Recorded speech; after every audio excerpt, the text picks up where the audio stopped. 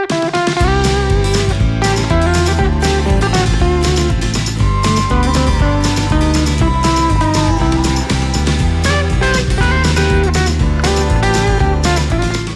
hello, Internet! My name is Prunk. And my name is Orban. And today, we are going to be introducing yourselves to Nashcana. Nashcana is a great group if anybody wants to join out there. If you're in the local Murfreesboro, Nashville area, I've been playing with these guys almost since the beginning of Chapter 1, and I don't regret any of it. I love opening packs and testing with these guys, and hope for many more years as long as this game exists. And I'm just interested in building up our little cult and getting as many playtesters into the Nashville area. On top of that, just hanging out, having fun, getting to meet people. If you guys are in the Nashville area, our home base, this entire series is sponsored by Tabletop Hobbies and Games. More about them at the end of the video. First on the list, we have Brian Scootz. He is our Steelsong player tonight. His favorite ink combo is, unsurprisingly, Steelsong. In fact, he quite only plays this list. He's kind of a one-trick pony. Here's a little bit about him as well. Name's Brian, aka Scootz. What are your favorite color combinations overall? Amber Steel. And what deck are you playing today? Guess what? Amber Steel. Are you playing more of a stock list, or do you have anything spicy? Pretty much a stock list. Now, do you have any career highlights that you're more proud of? Top 8 3 times. That's about it. All right, so this is Brian, and he refuses to play anything but Steelsong. That's been for at least since the game started, I think. Pretty much. Yeah. So he's a one-trick pony, and he's probably going to stay that way.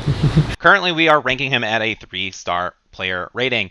This is out of 5, so he's kind of right there in the middle. He is the normal person you would probably see at locals. He has skill. He's going to make some misplays, and we're going to call him out on some of these. But before we do that, let's take a look at his deck list. All right, so first off, we have Brian Scootz on the Tinkerbell mat, and he is playing a pretty stock, and I mean this literally, like stock Steelsong list.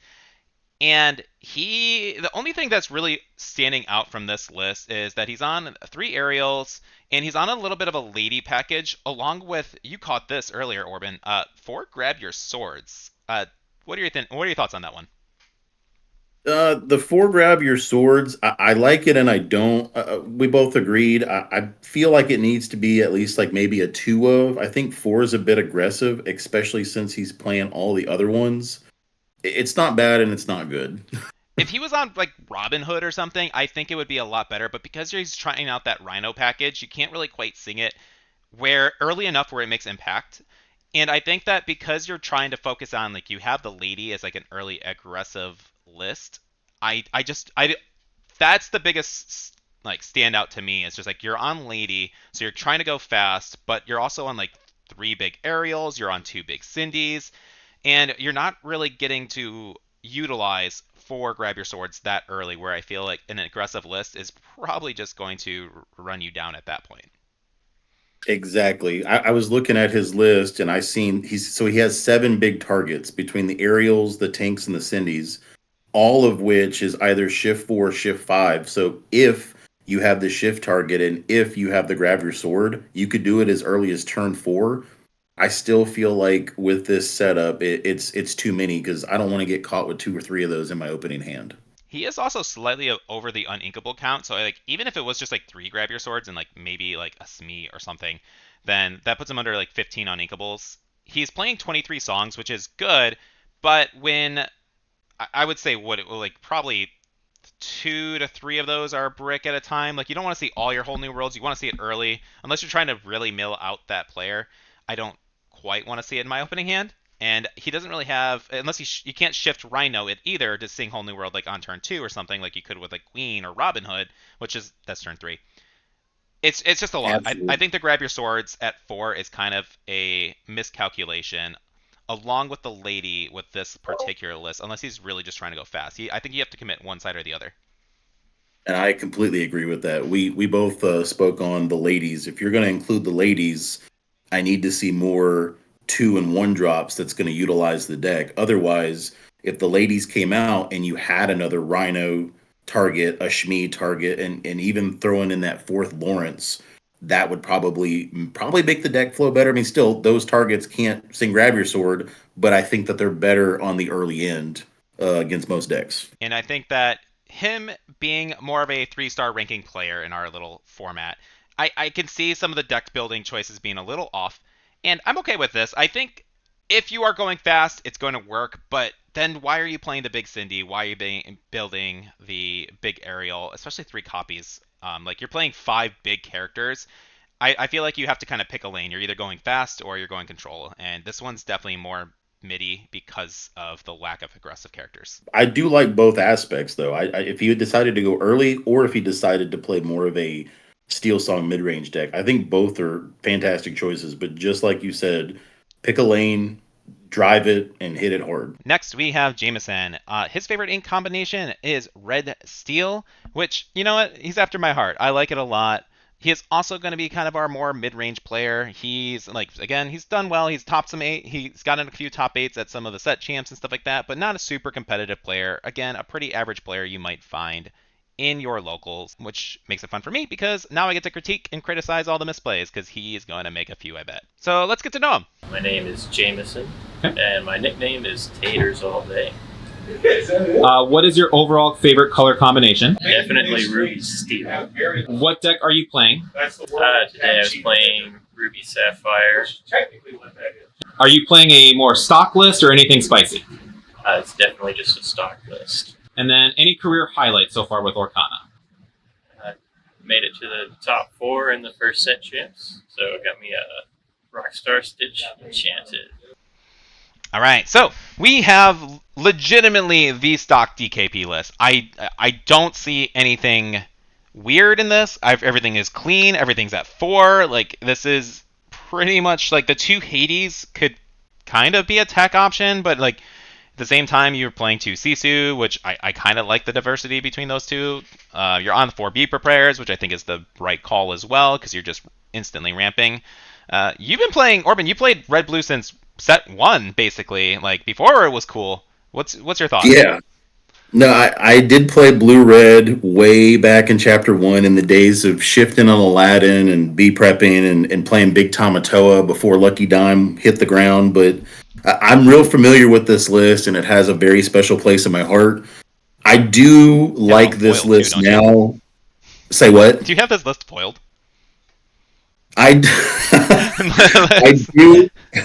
do have this list foiled except for 2 Tamatoas, but everything is completely foiled, yes. All right, we just want to make sure you flex on that, all right? It is, so if anybody out there's got some Tamatoas, I'm still looking for them. I do like these color combinations.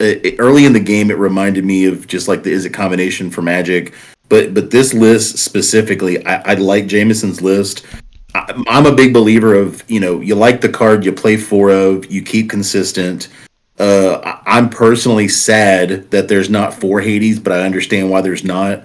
I'm a huge Hades lover, but I think playing 2 Sisu, 2 Hades is the right call because they're uninkable and they're game changer. The Shark Tamato is at 4. Like you said, Brian, the B Preps at 4. The only thing I guess I would personally change, I love a good McDuck Manor, especially after a B Prep. But I feel like if you're going to go heavy on the Shark Tamato, this is just me personally. I'm not too familiar with DKP and what he's playing currently. I would go down to like 2 Manor and find room for other actions because I love a good Shark. When I saw Shark, I gave Blue-Red one last chance personally. I'm a huge believer of Maui, the hero to all. He's been my fan favorite of mine since set 1. The only other card, and I understand DKP plays it, I like it in this list. I'm just not a believer of it, is the Super Goof. I was going to ask you, Ryan, that's the one card I want to bring it back to you. How do you feel about Super Goof personally? Super Goof to me is the most cuttable card that you always want to see. And it's like every time I say, I'm going to cut Super Goof, and oh great, my list is great, but how much better would my list be if I just played Super Goof? Like every single time you want to play it, you consider cutting it, and then you realize how good this card really can be, especially in an aggro line. Like, it does answer a lot of like Steelsong problems. It answers just so many cards and so much early aggression that if you are playing an aggro list, you can't not play Super Goof. He is just way too strong for you to not do. it does feel bad slightly. Like, your option is basically on turn 4, you either full commit on the ramp, assuming that you have like a B prep in hand, or you full commit on Sisu. But at that point, you are playing at like they're at an aggro list is probably at like 16 lore or something. So you are just playing keep away for the rest of the game, which I feel comfortable doing, and which is why I'm often not on Super Goof personally. But I think Super Goof is always proving himself. I think he's always the first card that you want to cut, but you should probably never do unless you're greedy like me and just cutting him anyways. So I do agree 100% with what you said. I have had that problem. I've played 4 goofs. I've played 3. I went back to 4. I cut them. There was those games where I just found myself going like, yeah, I'm gonna play a grandma. I'm gonna dig. I'm gonna how far. I'm gonna how far into a grandma into a how far, then play another how far just so I can drop that Sisu or Hades like 2 turns earlier. But you always go against that Chernadog or Purple Steel matchup where you're like, I really wish this was a super goof right now. yeah, like And he's inkable. I would almost rather play like Vitalosphere sometimes, but at the same time, the way this list works, just turn 1, either Popsicle or dig for your next ramp. Turn 2, play Sail and a Popsicle or Sail or Tipo or something. And then at that point, you're at the 4. You're either going to sing how if they're going too fast, then you're dropping Super Goof. If not, you're going to ramp up to 6 and get to 6 with How Far I'll Go at the following turn, and hopefully drop like a Maui Shark or a Big Maui, or sometimes you just keep building your board or keep digging for all the answers that you need and letting them quest and then say, hey, I'm B prepping next turn, so get whatever you need to do on the field. And usually once good players are going to see, oh crap, they're going to be at 6 ink, I'm not going to drop things on the board, that means that they are now slowed down, and you're biding yourself time at that point. Absolutely. I couldn't have said that better any more myself. Like that is the perfect setup that anybody wants into those. I agree with you. That's a good way to put it. I still have my favorite card in the deck. It's an underrated card, like I just said before. I wish there was room for 4 of. Hades Infernal Schemer is one of my favorite cards from Chapter 1. I love the art. I love what the card does. And the only reason, a big shout out to this card, I love the card because back in the day it got around Mufasa triggers from Floodborne. Oh yeah, that was always super nice. Oh, always super nice. So I think Jamieson's got a real good list here. All right. Okay, so let's get on to the gameplay. On the Tinkerbell mat, we have Brian Scootz, our Steelsong player. On the Cinderella mat, we have Jamieson, Tater, red, blue, basically DKP list. Let's see how it goes. How do you feel on this matchup? I always feel like Steelsong is at a massive disadvantage. In fact, last set I lost in second place for the set champs because I was facing a red-blue player where I've not been able to beat him, man. Like, how do you feel? I am honestly, I mean, like we said before, I'm honestly rooting for Jamieson here because I have a personal favorite. I love the red-blue color. I feel like Steelsong still has a chance as long as people know the terms overextend. If he doesn't overextend and he plays correctly and saves his raging fires and his Zeuses and he draws them accordingly and saves them for the right plays like the sharks and the Tamatoas, he might be able to get an edge. But if Jamieson keeps finding too early of ramp into B preps into kill spells, it's going to be a back and forth. I think Steelsong definitely has a chance, but in my opinion, I think blue red might have a slight edge. I definitely think the red blue has the advantage. I'm going to be rooting for Mr. Scootz because I can't beat red blue to save my life with that deck. Now he is playing a more aggressive. Again, this is kind of where I feel like, do you commit or not? Because he's kind of playing both sides of, am I mid range, am I control, or am I aggro? That's where it is a little bit more flexible, where you're able to kind of face a more diverse match. And if you know what you're up against, you can mulligan accordingly. Absolutely. I think that if he goes in for the early lady and just focuses in and say, hey, I'm not going to bother with Cindy, because they know, as of right now, they know what they're playing against. This isn't a random match. They both know what each other are on. So they should mulligan according to the match. Okay, then that definitely. I'm still going to give it to Blue Red personally as my favorite to win, but that definitely makes me feel better up at the Steel Song because if he knows he's going against Blue Red and he knows sort of what to expect, I feel like you are correct. He does have to mulligan to make sure he has his Cindy, he has his Rhino shift. Is he gonna see an early Shmee? Does he save the Shmee and just lady on three and drop the Shmee? Like, does he just go kind of crazy on like his first 5 or 6 turns and tries to race him? Or does he go the song route and just try to tear his characters apart? Now, if he tries to go the slower route, I don't think he's gonna have personally, I don't think he's gonna have a chance against Blue Red. I think Blue Red's definitely gonna shine in the later game. And so I'm gonna pause it here because I want to see like how the mulligan. So in our opening hand, it looks like it's definitely a little hard because I'm gonna be looking at this upside down. Can I zoom this in a little bit? Okay. So we got Azurite Sea, Shark, Oh, How Far I'll Go, Gramatala, Tipo. It looks like a Tamatoa, I think, at there, and then McDuck Manor. I think you're dumping everything but Azurite Sea here. You're looking for your popsicle early. Maybe you keep the How Far I'll Go. Maybe like, and I say that very loosely, just if you wanted that extra ramp. But what's your mulligan here? I personally think I'm dumping everything but Azurite Sea. really? See, I think we like just what we talked about. So he knows he's playing against Steel Song, so he doesn't have to worry about, I guess, a board state. I think I keep Sale, and I think I keep McDuck Manor here, especially since I know I'm playing against Steel Song. Steel Song has a hard, personally, I believe Steel Song has a hard time against locations, especially McDuck Manor. I agree with that. I mean, like Zeus is obviously an option. But you need to spend 2 Zeus to hit a McDuck Manor, and a bunch of your little like one cost singers isn't really going to do much to it. I mean, that's a fair. I think maybe keeping the McDuck Manor, playing that on turn 4 is definitely more viable. So maybe I'm curious what he'll go for that play. I think obviously yeah, it was a Tamato too. Again, and then we got Scoots here. We'll pause this. Oop, let's go back like just a few. All right, so we have, yeah, Cinderella. It does look like the lady. It does look like a troubadour based on that border. Let the storm rage on. I can't tell the four. That looks like Cindy into Lady into Troubadour. That looks like a Rapunzel that's been surrounded by two Let the Storm Rage on and a Grab Your Sword. Perfect. Yeah, so he's got so he does have the lady, but I'm at the same, like he's got a lot of uninkables in there. He's gonna have to kind of cut it down. He knows that he's against red blue. He does mulligan. He mulliganing 6. Okay, cool. So he or 7, 5. Sorry, he is hitting 5. And wait, did he actually? I think he took your advice. So did he keep the manor there? I don't think no, he did not keep the manor. He did not. What? Okay. So I could be wrong, but it looks like he kept the sail and he kept the how far.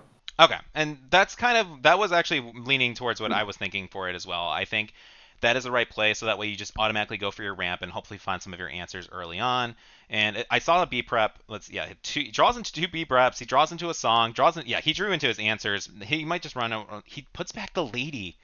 That's Wow. yeah, and he does put back a song too. Like I think he's mulliganing like he's mulliganing in blind, but drawing the 2 Zeus, not good either. Yeah, Drew Zeus or 2 Zeus and a Criminal Minds, which Criminal Minds is great against Red Blue, but he's gonna have an inkable problem. I don't think the lady was the right mulligan at all. Keeping the criminal drawing a criminal mind isn't horrible because it does get rid of a lot of targets. It unfortunately does not get rid of a Hades or a Tamatoa though. No, it's definitely anti-shark. I think that's the biggest thing that It you're going to is. be hitting. It's going to hit a Sisu. It's going to hit a shark. You're not as concerned about hitting Sisu because pretty much all your songs are going to kill it anyways, but at some point. And so I could be wrong, but hitting a Sisu after the world's greatest he criminal inks it mind, right away. I mean, he's yeah, he kind of mana does. screwed too. Like he did draw into a bunch of uninkables. He I drew do a agree with you. I am surprised he dumped the lady. Yeah, I think that was right off the bat a bad mulligan from there. But he's going to ink the pirate's life as well into a develop and just searching for his answers. He thankfully drew into the 1 drop. He's showing us develop the brain and how far I go. I think you keep the how far, right? He probably needs the I ink don't maybe. mind. I don't mind taking the develop here because he kept one in his opening hand. I think that's a safer play because if he continues to draw more uninkables, then he kind of loses out on inking. That's fair. Yeah, he drew into a strength. He is looking like he's going to ink it, and unfortunately, that's all he can really do. His hand is pretty uninkable. He is going to play the Troubadour and just quest for one. No characters are probably going to be played. He's like, nothing's going to answer me right now. So it's pretty safe to quest at this point. Grabbing a shark. No, super safe to quest. Yeah. Now, for the viewers too, we are telling the players make sure they reveal their hands. We want to make sure that you guys have the best knowledge and of the player's hands, so we can talk about it as easily as possible.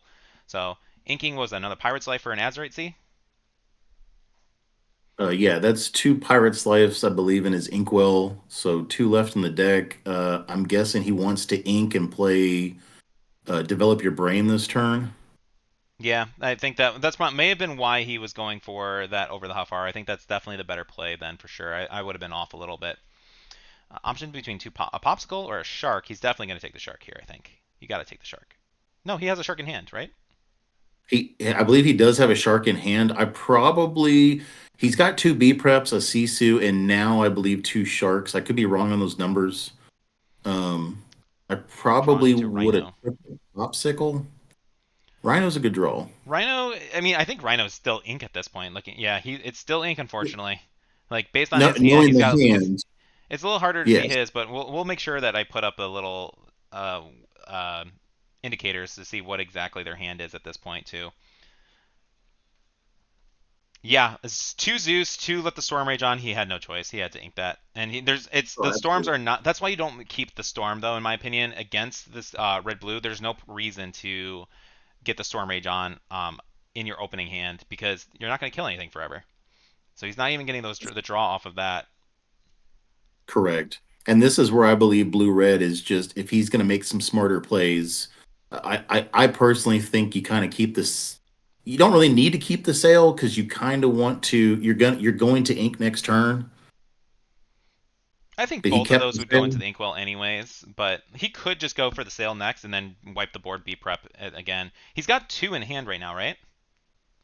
I believe he does. Yeah, so like he does get a ink. I mean, like, he has to ink the He does Pete. draw a Pete, but now he has to ink the Pete, I believe. Oh, he's just gonna play it. Okay, he's gonna stop it. Mhm. He's gonna stop him from allowing the ramp. He's gonna play with 3 ink and see how it goes. So when he was at 3 ink, you decided to quest out with your Cinderella and your, I think it was Pete at the time. Correct. Were you more afraid of the Goofy, or were you pretty confident that he was just going to focus on ramping? At this point, I did think with Red Bull, he was focusing more on the ramp and less likely to play a character. And even if he did, I was basically with Red Blue ramp.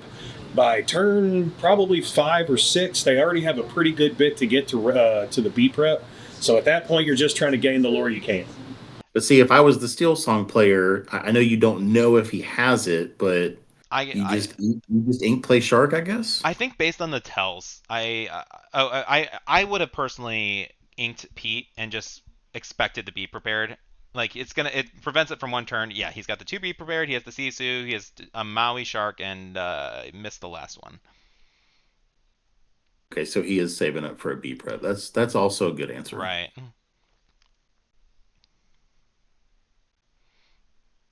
Scootz is in a bad spot though. Like he is ink screwed right now. There's no characters to get some value. If Jamieson does be prepared here, I think that Scootz is almost at a scoop phase at this point. Got ink in the Lawrence. He has enough for a Zeus, so if he does drop a threat down, then he can at least kill it by hard casting and just kind of keep questing. So at 6 ink though, you're expecting a be prepared here, right? Oh, absolutely. I Drawing mean, into Super Cube. especially since they didn't play anything the turn prior. Yeah, like at this point, you just ink and pass, and he's playing. Ooh, what's he doing? Oh no, he might be thinking about a goofier. It's interesting. See, to me, with two B prepareds in your hand, I just reset the board, right? Like, I mean, like, what's that two Absolutely. lore? He's obviously kind of. Lore is eligible. He's gonna ink the shark, and we're at 7, but he's paying. No, okay, he is gonna drop a goof. Okay, he's gonna draw one more card, see what happens. I feel like this is a greedy play. I feel this is a very greedy play, and I agree with you.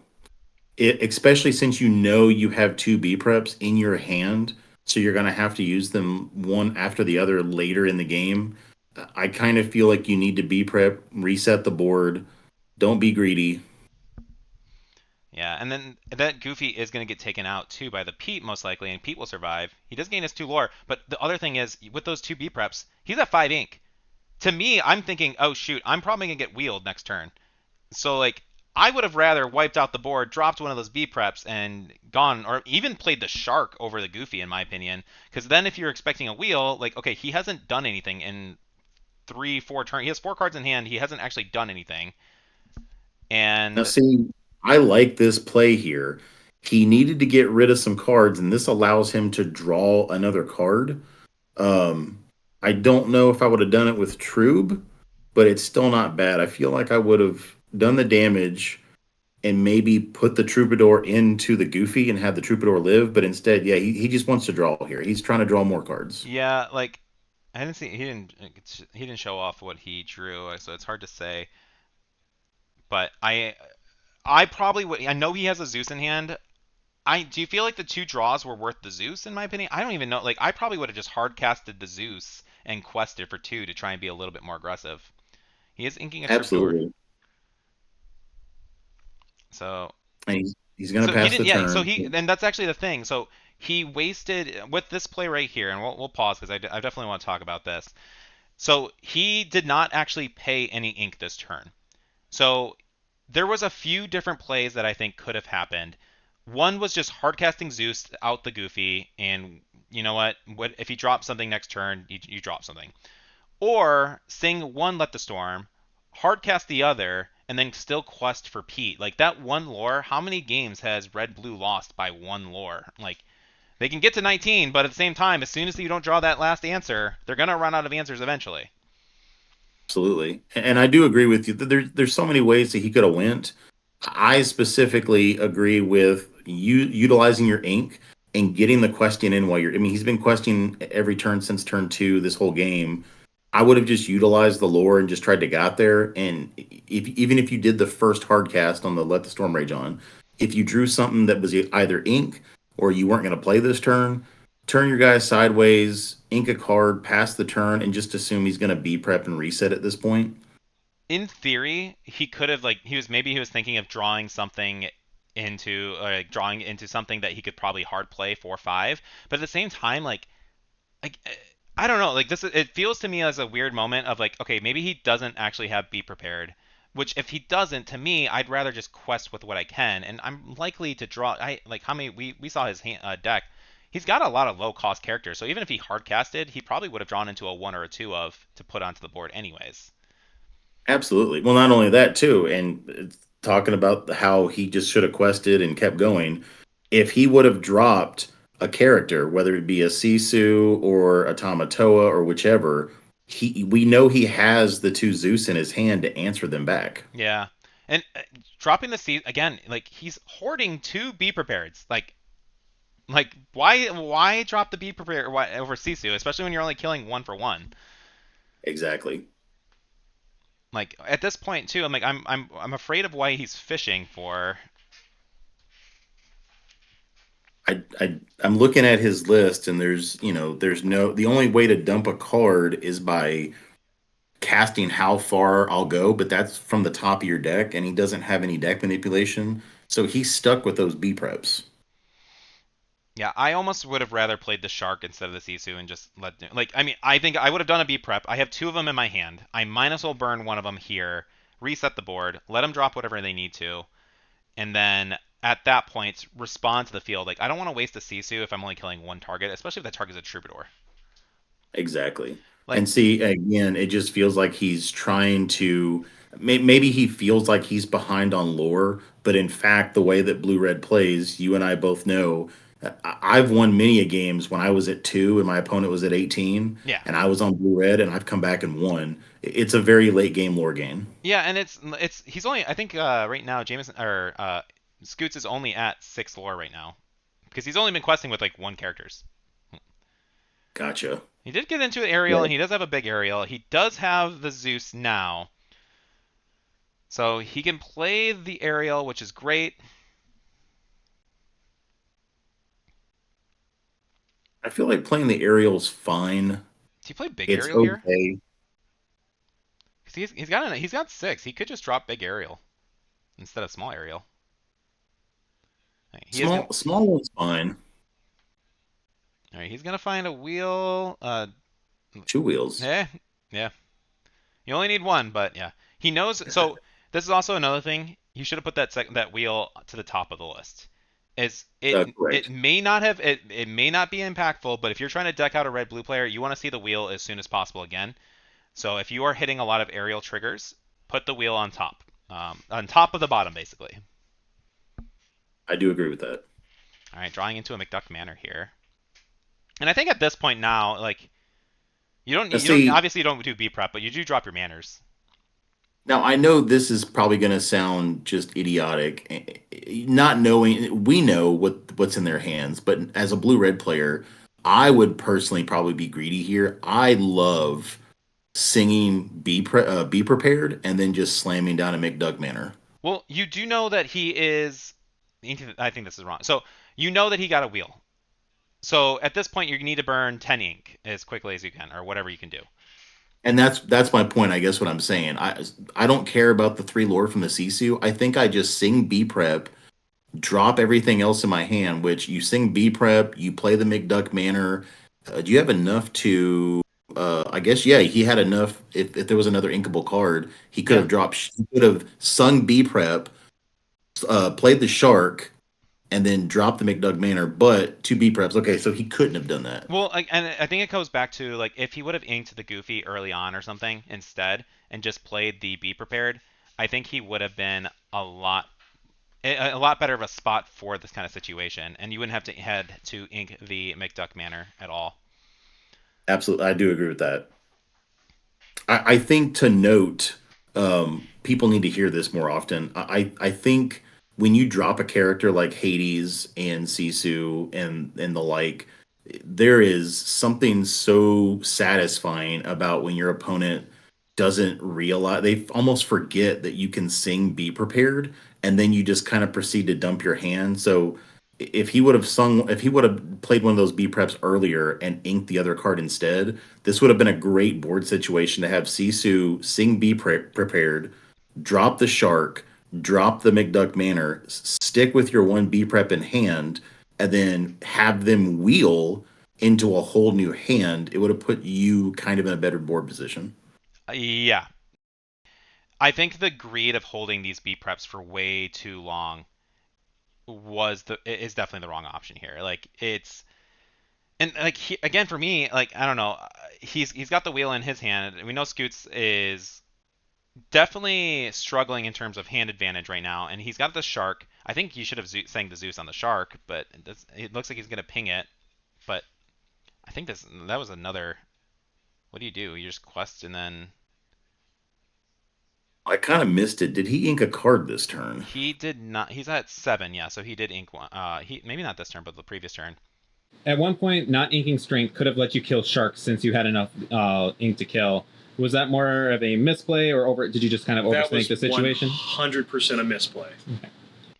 Okay. But he should have killed the shark over the sea. That's confusing. This is again another big misplay. I feel like we are like not hitting that shark in letting him run in. I think this is where, to me, where I'd say this is game over now. And like no matter what.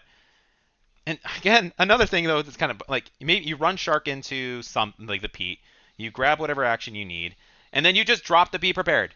Like, why are you holding 2 Be Prepared still? Like this, they've been in your hand this entire game. There's an aerial right there. Just let it die. This game has been slightly frustrating for me to watch. Like you and me both. I think he's committing too much to the take board. The Be Prepared. Take the Be Prepared. Just take it. Make it fun. Make it fun. Just take 3. All right, fine. Be the smart player now, but I guess if you take the Be Prepared and have 3, it's like a slot machine, right? You win. You auto win. You just need 3 of them. you just show your opponent Exodia. Ryan, I'm agreeing with you. Oh, sorry. Oh, go ahead. Yeah.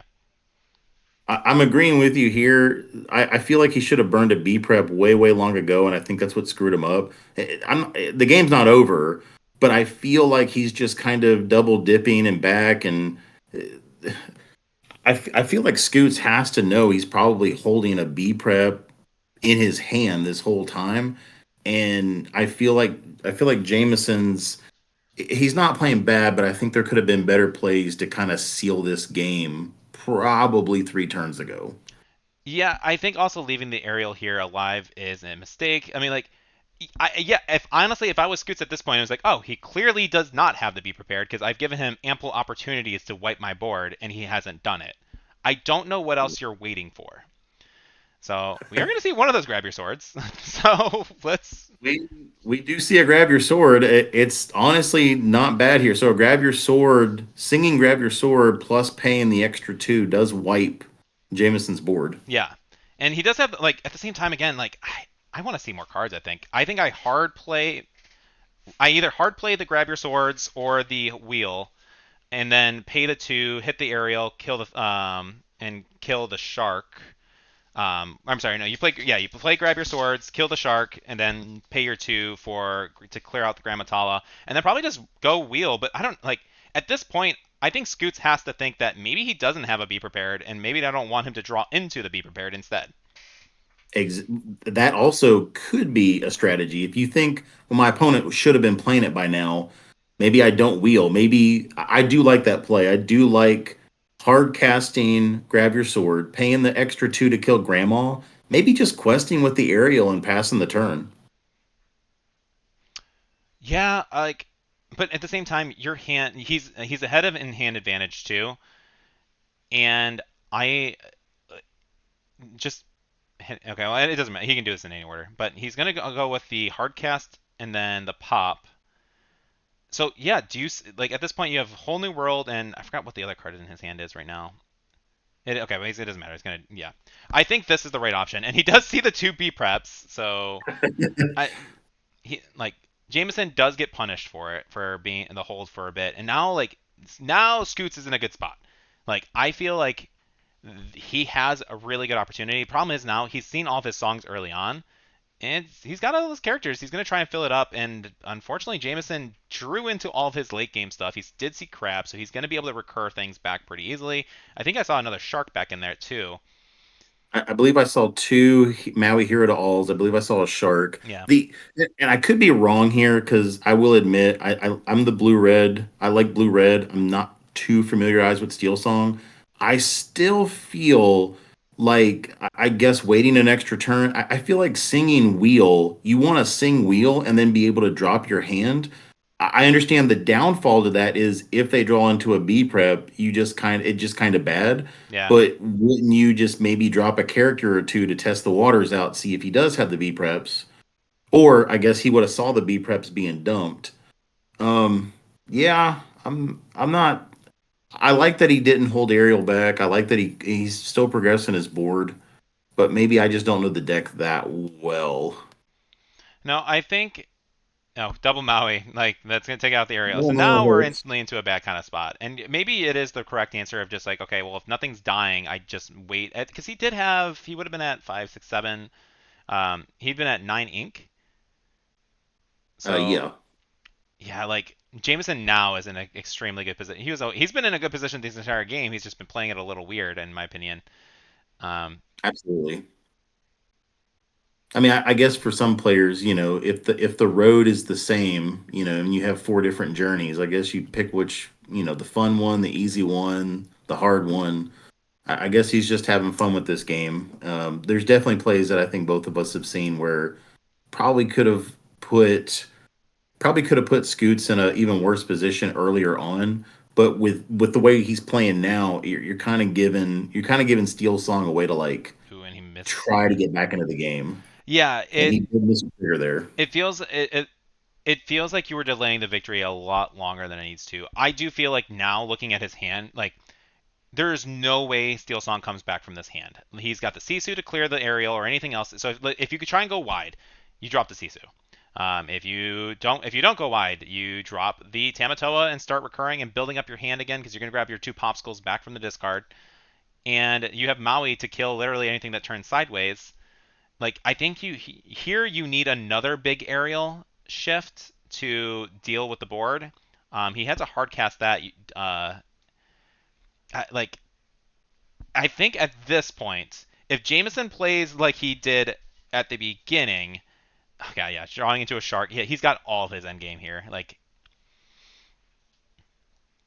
Yeah, I I think if you think, I mean, go ahead. he's going to drop the shark, but I agreed with you earlier. I think I would have just dropped the Tamatoa there, got the popsicles back, and kind of built. Maui's fine too, but I do like dropping a Tamatoa because it's a consistently quest for two every turn. You get your draw back. The only thing I think the reason I would say Shark is the right play over Tamato here is because you're not on any rush things, and he just played I think his third or fourth Zeus at this point. So Scootz has very limited options. We haven't seen any strengths, but he doesn't have the characters it seems like to kind of optimize that. But seeing that he just casted another strength or a Zeus to clear out a Maui, I would probably have yeah, he drawing into another Hades, putting back something My different. man. Yeah, like at this point, you're hoping to deck him out, and I think that is all you can do to try and come back from this match. Jameson has everything at this point. He definitely has a loaded hand. He can pretty much play however he sees. And then there's the pirate's life, of course. Yep. Yep. Go ahead and just put that in the hand. So obviously we have the foresight and the hindsight, but like it's maybe the wheel itself. I think you may have been correct. And maybe the wheel was the wrong option there. I probably would have. I think I would have done it too based on my hand of like, okay, I'm drawing. He has 4 cards in hand. They could be anything. Where I'm only gonna have nothing. So maybe I do just hold the wheel. But I probably would have cast it. I don't think that's a misplay. I think like going +7 on a Steelsong and having your opponent only go like +3 is well worth it with a Steelsong. But especially because he had big aerial on the field, it's hard to predict. Oh, he's gonna drop 2 Mauis on me. Oh yeah. I definitely see Jameson's hand. He definitely has a loaded hand. I think the Pete right there, in my A little too opinion, late. a little too late for that Pete. Don't need a Pete. Yeah. Uh, If you're going to wheel, like seeing the Pete, like you typically want to do Pete so that way you have some kind of like protection. Like 100%. I Steelsong right now, you're hoping for the deck out. I think we are. If I had to predict Jameson's list, like set right now, his deck is probably 20 cards. You discarded one whole new world is at the bottom of the deck. I think we've only seen the one, right? No, he saw 2 because of the air. Yeah, one's at the bottom because he drew with Ariel. So the other 2 are in there. The only question is, so there's another one fishing around because he discarded a wheel with the wheel, Oh, and did then he? one's at the yeah. So Good catch. there's another whole new world fishing around because he does play 4. So, and this is kind of where, okay, well, he didn't put the wheel on the very bottom of the deck. Or he kind of like stacked it in the middle. So if you were stacking your wheels to the top of your deck, you just did 2 aerial triggers. That's 3 to 6 cards that are going to be ahead of or at the bottom of the deck, pushing that wheel up more. Eh, like if you put it on top, then you could have possibly seen it with another wheel. You could have chained it a little bit better. But I, And that's something to play and keep learning with. yeah, Just like you said, like I know most people just, oh, I'll just put it on the bottom. It doesn't say random. It does. I believe Ariel does say in any order. yep, I'll double check that. yeah, it's Yeah, any it does order. say Yep, any order. he is So going for the deck out that's here though. okay. That is something to learn from though, and I do like that. And there's another wheel right there. So hopefully he might actually draw into that other wheel.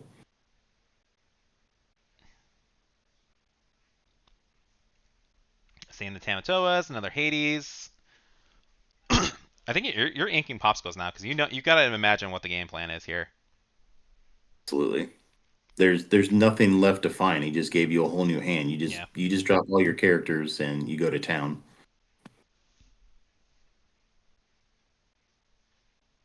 So we didn't. We'll get a good look at his hand here in a second. I don't believe he showed us.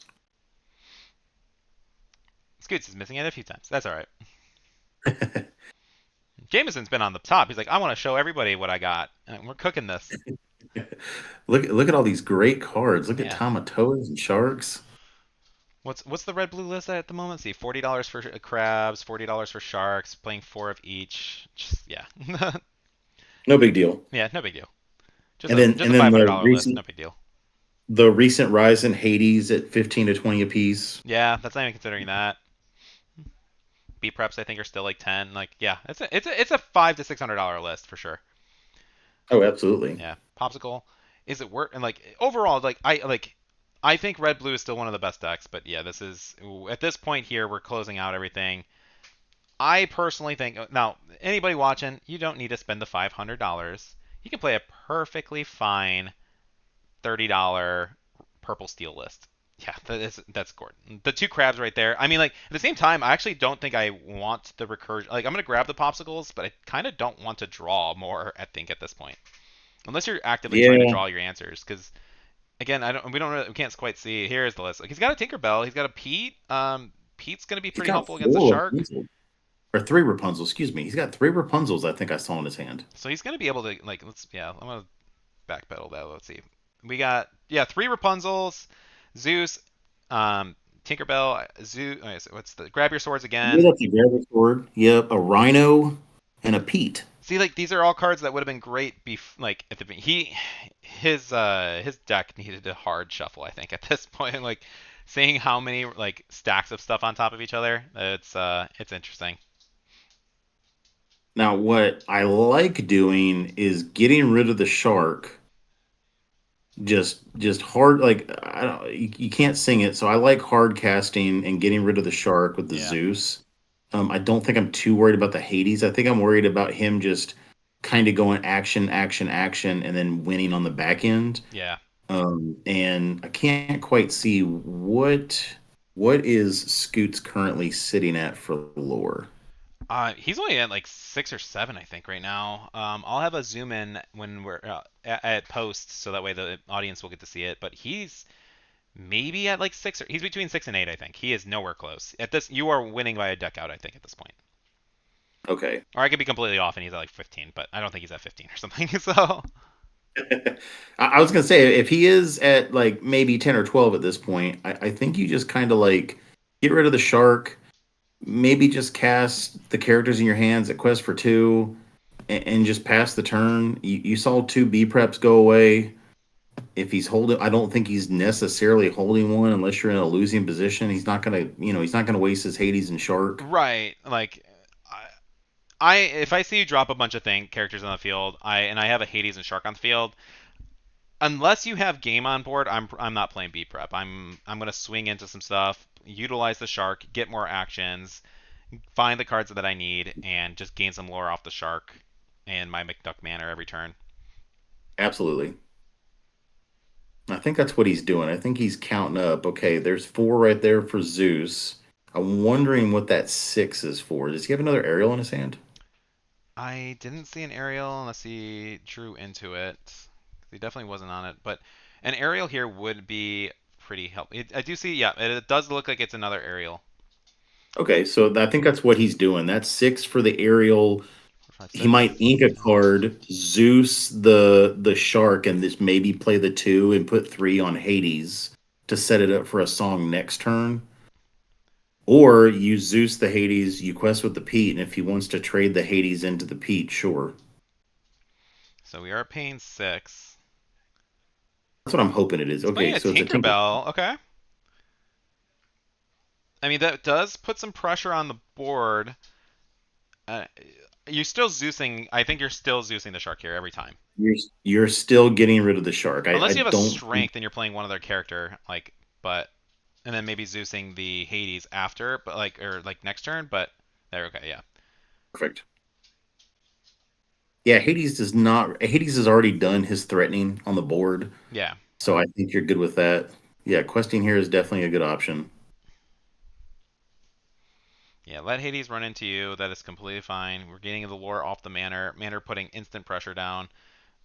Like, there's the second Okay, one. Yeah, yeah. fantastic. Like this Now is where you're Lady can come in and help, and like it's just dropping a bunch of characters on the field. But at the same time, like I don't even know if I care about the Heat, to be honest with you. I might honestly just quest with the Hades and say, okay, like deal. I'd rather you attack into it. I'm just gonna gain instead of hitting my manners, I'd rather just like quest with Hades, get 6 lore a turn. You have to run into me with the Tinkerbell. You're gonna do 2 damage to Tamatoa that can heal up with my Popsicle anyway. Like is he opting to draw here? He is not opting to draw, which is smart. that is super smart. Yeah, and he does quest with the Hades. So I think at this point he's playing it pretty well. Yeah, because you just run Tinkerbell into the Tamatoa. You let Tamatoa do his thing. 5, 1, 2, 3, 4, 5. We are at 11 ink right now. So this is where I think you need another big aerial. He is on 3 of them. He is on 3, and if my counting is correct, I believe we've seen 1 played and gone. Yeah. And then I believe we saw, maybe we haven't seen the other 2 yet, but I feel like 1 might be in his discard. There might be 2 in his discard. I don't think it's in his discard. If anything, it's in his ink. It might be in his ink. So we're looking at 4 ink, and we're looking at 6. I think it's in his hand right now because he's counting out piles of 6. So what's his other 6 that he would do? So he's got a 4 and a 6. Well, our biggest hope is that it's not the other Tinkerbell. Yeah, that's fair. Yeah, if he had Ariel here and a couple songs with the excess ink, I'm definitely a fan of that.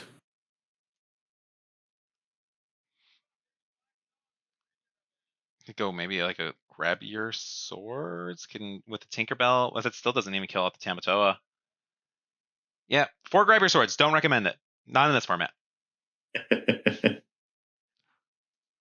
And see, the bad part too is I'm looking at the board, so he doesn't have enough. Even with a Zeus, even if he had a Zeus in his hand, I think he has to prioritize those manners. So that would be the. Let me back up. So he's explaining now what his plan was. We can let's. Because if I draw into it, if I have, so that's all. Talk that out. All my possibilities. I mean, that's what most of I feel like the matches come out to be. They do. Steelsong resistance. You have to check them out. He's hunting for the wheel to try and draw it, but he doesn't have enough ink for it. I think at the moment that's where we're at. Well, let's do this first. There are Oh, we can. Well, actually, with the creamers in there. So you can put like a little French vanilla or tiny sweeter creams. Oop, went quiet. Nope, audio malfunction. Several audio malfunctions. Okay, but so he is at this point. He is attempting to try and find the answer for this board because he knows he can't quest it out to win. He has the wheel. Yes, I think that's. I think you're right. I think that's what he's trying to determine is that if he has something to allow him to draw on a card or 2, he might be thinking like, I don't have enough to get rid of. From what I know, he's played. He might be able to get rid of the Hades, and I don't think he has enough to get rid of McDuck Manor. So if he gets rid of the Hades, but he can't get rid of both Manors and the Tamatoa, I think that leaves him kind of stuck. So I remember the situation in person now. It is he has Rapunzel in his hand. He's trying to see if he runs Tinkerbell into Rapunzel to draw into the wheel, but he doesn't have enough to play Rapunzel, wheel, and then wheel because he has to run he needs literally like I think he needs a couple more ink, but he can't use the Rapunzel to find the wheel in order to sing it with the Tinkerbell because he just won't have enough ink basically at that point. That's the 4. Drop plays the Rapunzel to heal. And then Rapunzel to heal 3, draw 3. 1. He's going to draw us 3 cards. 2, 3, and I don't draw into it. Yeah. But even if he did, Yeah. All right, I'm going to he's stop this hunting for card. it. Yeah, at that point, you're hunting for the wheel. I think Brian played that as well as he possibly could have with the hand he was given. I think that Brian could have possibly won that game in a few moments simply because I felt like Jamieson was playing way too conservative in that match. He was playing way too conservative for both our likings. I would have definitely utilized a B prep early, got rid of it, but we both looked at it together. I think Scootz maybe could have mulliganed a little differently. Like you said, you're going against blue red. You know that they have to utilize the ramp. I think I just keep maybe not as many early characters, but I keep the inkable stuff. I would have kept the lady, hope to draw into a Smee, and just kind of like ran that way and seen how far I can quest. Yeah. Because at that point, once they play their characters, I mean, then they're hoping just to play B preps to get rid of, maybe if he gets to 16 or 14 early on and you play a couple characters that are two questers, you kind of hope that they utilize those B preps and you're just holding other characters in your hand. So he might have mulliganed a little differently. Yeah, the mulligan I think is what got Scootz probably the most. And I think with Jamieson, I mean, he came out on top, but I think he could have won probably 3 or 4 turns earlier, like without the risk of being decked out and stuff like that. It was just I'm a control player. I love control. At a certain point, you kind of need to know when to finish up the game. It felt like he was towing with him a little bit. Like, oh well, I could be prepared, or I can drop Goofy, or I could drop this Shark, or I could drop this Sisu.